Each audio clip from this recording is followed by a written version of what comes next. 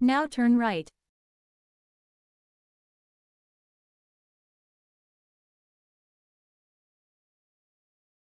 After a quarter of a mile turn left onto Jefferson Street. After 1200 feet turn left onto Jefferson Street.